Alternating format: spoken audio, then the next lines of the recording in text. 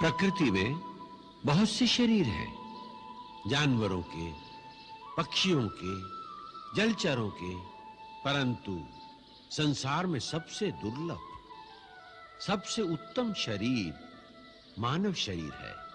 क्योंकि जो आध्यात्मिक शक्तियां मानव शरीर में हैं, वो किसी दूसरे शरीर में नहीं।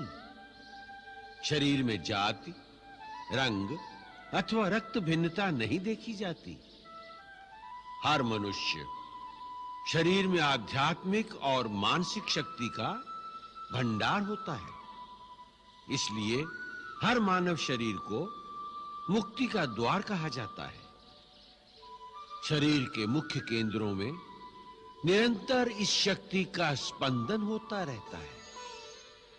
जब तक उस शक्ति को जगाकर अपने वश में न किया जाए, तब तक शक्ति का कोई लाभ नहीं। वो शक्ति मनुष्य के लिए वैसी ही है जैसे किसी कंजूस के घर में भंडार भरे हो और वो भूखा बैठा रहे। मानव शरीर में इस शक्ति के 7 केंद्र होते हैं, जो योगाभ्यास द्वारा जगाए जा सकते हैं। मैं तुम्हें अपने शरीर के ये 7 चक्र दिखाता हूं। ये देखिए, सबसे पहला है मूलाधार चक्र। यह शक्ति का मूल निवास स्थान है। यहां जिस रूप में ये निवास करती है, उसे कुंडलिनी भी कहते हैं।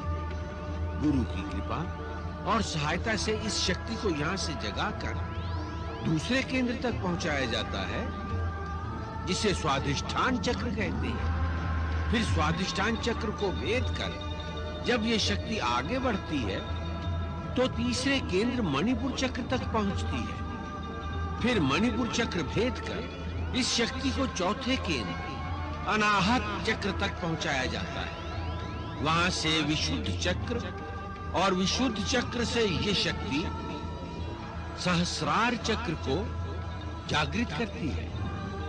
श्वेत वर्ण और भ्रिकुटी के मध्य में 2 पंखुड़ियों के बीच स्थित होता है उसका बीज मंत्र ओम। यदि इस परम शक्ति का दुरुपयोग किया जाए या इसमें कोई भूल की जाए, तो फिर ये शक्ति बेकाबू हो जाती है, जिससे साधक भटक जाता है। और सावधान, भटका हुआ साधक भयंकर होता है। वो इस शक्ति से दूसरों का भी नाश कर सकता है, और अंत में यही शक्ति उसका भी नाश कर देती है। इसलिए यह आवश्यक है कि गुरु की आज्ञा और सहायता के बिना यह अभ्यास न किया जाए। जब यह शक्ति जागृत होती है, तो सब केंद्रों में ऊर्जा और तेज का एक ऐसा वेग होता है जैसे गंगा का प्रवाह हो। उसका तेज कई सूर्यों की तरह प्रकाशमान होता है। कुंडलिनी जब आगे बढ़ती है, तो साधक को चेतना की अलग-अलग परतों का अनुभव होता है। यहां तक कि जब वो छठे चक्र का भेदन करके सहस्रार तक पहुंचती है, तो योगी पूर्ण समाधि में लीन हो जाता है, जहां प्रकाश ही प्रकाश है। वहां पहुंचकर एक अलौकिक आनंद की अनुभूति होती है, जहां मानव की चेतना आदि और अंत की सीमाओं को पार कर जाती है। वो परम चेतना परिसीमा है, जहां तीनों काल और समस्त लोक सदैव प्रकाशित रहते हैं, सदैव प्रकाशित रहते हैं।